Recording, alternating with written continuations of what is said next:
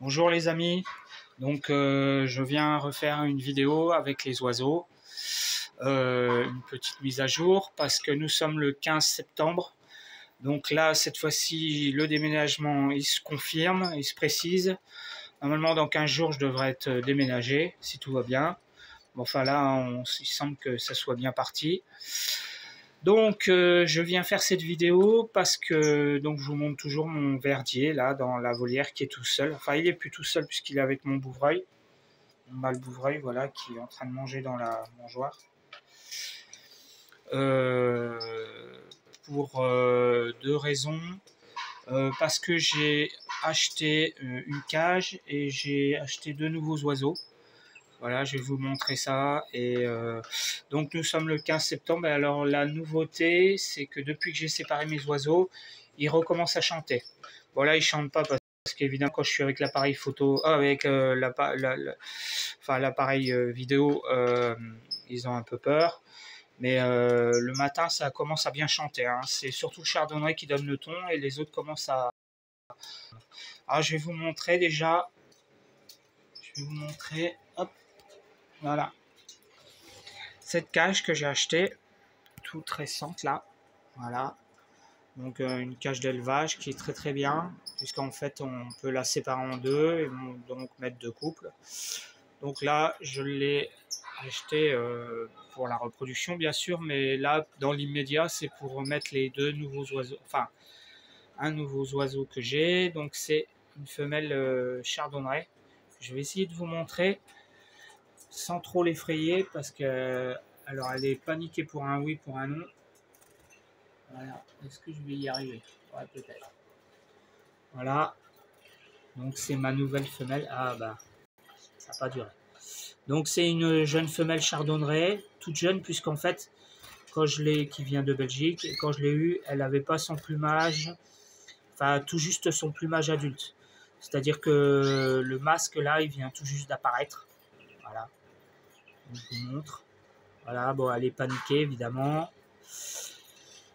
Voilà, que j'ai mis dans cet espace-là avec la mangeoire Commodore, les graines, de la pâtée rouge ici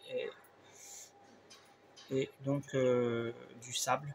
Voilà, voilà. Et à côté, il y a mon ami le fameux frisé. Voilà. Donc je sais toujours pas, donc je l'ai séparé en espérant que voir chanter en me disant que c'est un mâle. Et ben il chante toujours pas. Donc je commence à me demander si c'est une femelle, sachant que les canaris frisés chantent pas terrible. Hein. C'est-à-dire que, mais bon voilà. Mais bon pour le moment, voilà, je m'interroge. Donc voilà, c'est une petite mise à jour. Et puis j'ai fait une deuxième acquisition qui est celui-ci. Vous vous souvenez de ma femelle là qui était toute seule? Et j'ai trouvé un mâle. Voilà, un mâle. Je sais pas si on le voit un petit peu. Voilà, un mâle. Bon, voilà, ce mâle qui est un peu jaune et blanc. Voilà, et qui va peut-être m'aider à plus tard à consolider mes souches de blanc. Mais ça, j'y reviendrai plus tard. Donc voilà, je voulais vous montrer ma nouvelle acquisition. Donc vous voyez les autres, ils vont bien. Ça c'est le couple de canaris blancs. Voilà.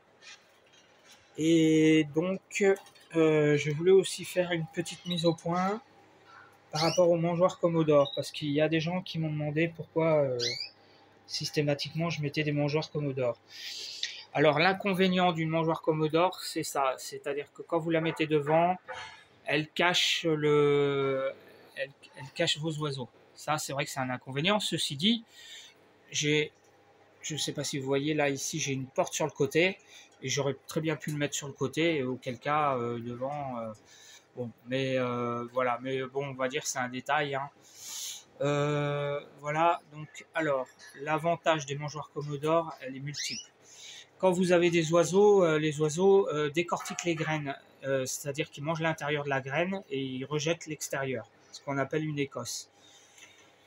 Avec une mangeoire Commodore comme ça, en fait, donc quand ils mangent l'écosse, quand vous avez une mangeoire normale, l'oiseau va rejeter la graine dans l'écosse, ce qui fait que quand vous avez une mangeoire comme ceci, avec plein de graines, vous croyez que vos encore des graines, alors qu'en fait c'est que des écosses. Il y a ça, et il y a le fait aussi qu'il va basculer toutes les graines pour accéder à celles qui sont au fond. Donc ça peut être assez dangereux parce que il y a des gens comme ça qui pensaient que, j'ai déjà vu ça, qui pensaient que les graines, que la mangeoire était remplie de graines, alors qu'en fait pas du tout. Donc moi j'utilise que des mangeoires Commodore, et j'utilise les petites mangeoires pour le sable, pour la pâtée. Voilà, puisqu'une pâtée, moi mes oiseaux, je leur donne la pâtée, et quand ça sera fini, je le verrai visuellement, hein. Sachant que moi je jette pas la pâtée, hein. C'est-à-dire que moi mes oiseaux ils mangent la pâtée jusqu'au bout. Donc voilà, donc c'est plus pratique pour ça une mangeoire normale, et donc la mangeoire Commodore. Alors l'avantage, je vais vous montrer comme ça. Alors l'avantage, c'est que d'abord vous avez accès aux vos graines sans déranger l'oiseau à l'intérieur, puisque vous n'avez pas à mettre votre main à l'intérieur, ce qui pour des oiseaux comme les chardonnerets est assez pratique. Vous mettez donc vos graines par-dessus, ce qui fait qu'en plus avec la transparence vous voyez les réserves qu'il y a. Voilà. Et puis évidemment, surtout, vos oiseaux décortiquent les graines et vous récupérez, voilà, vous récupérez les écosses, voilà. Qu'ensuite je mets dans une petite boîte et puis je souffle et je récupère les graines. Voilà, je récupère. C'est les pigeons qui mangent les graines, qui mangent les déchets des graines, et je remets par-dessus les graines que j'ai soufflées sur mes oiseaux. Donc voilà, donc les mangeoires Commodore, c'est très pratique. Voilà, et puis c'est sécurisant surtout, parce que vous avez, alors, le petit inconvénient, parce qu'évidemment rien n'est parfait, hein, évidemment, si tout était parfait, ce serait. Donc petit inconvénient, c'est que c'est du plastique, donc ça peut casser. Si on le fait tomber, on peut avoir les petits bitoniaux comme ça qui cassent. Mais en fait, comme vous voyez, on la met, je vais vous montrer, vous voyez, vous avez les crochets qui sont devant, qui se placent sur la mangeoire, c'est plutôt comme ça qu'on la place. Voilà. Bon là, pour cette cage-là, j'ai un petit problème parce que vous voyez, il y a un petit espace, c'est pour ça que de l'autre côté, j'ai mis un petit grillage, voilà, pour le chardonneret. Mais bon, c'est provisoire parce que je vous dis, je pourrais le mettre sur le côté. Donc il y a un petit risque de casse, il ne faut pas les faire tomber, hein, ça c'est... Au pire, on les remplace, hein, c'est pas très grave. Et puis voilà. Autre petit sujet, c'est qu'effectivement, à l'intérieur, vous voyez, vous avez les graines, les écosses sont comme ça. Il peut arriver, c'est rare, mais il peut arriver que parfois ça s'écoule mal. Auquel cas, c'est pas très grave, vous prenez par-dessus, comme ça, vous poussez vos graines, voilà, et puis ça retombe normalement, voilà.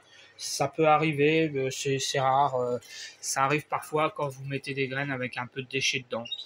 Donc c'est pas extrêmement grave.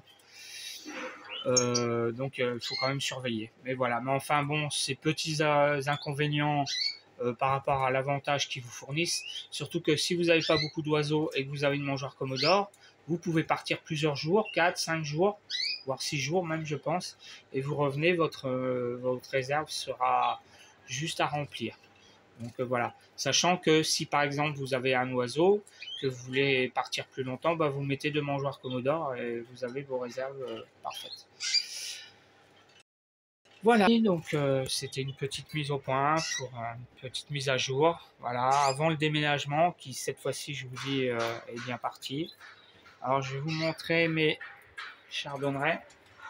Voilà, mon couple de chardonnerets. Alors là, ça y est, ils ont fini leur mue. Et je sais pas si je vais réussir à les pas trop les... Ouais. Voilà. Et donc la mue est totalement finie. Et le mâle chante. Ah, il chante de plus en plus. Hein.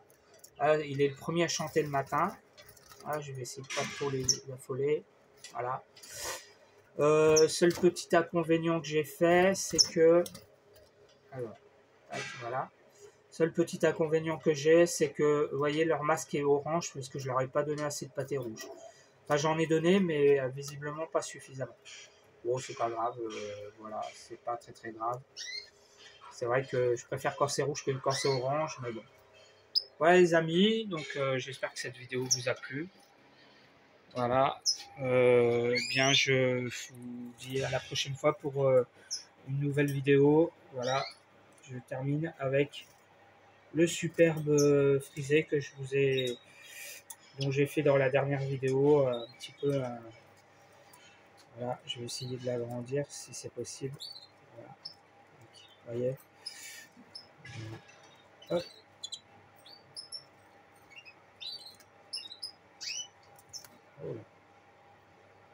Voilà.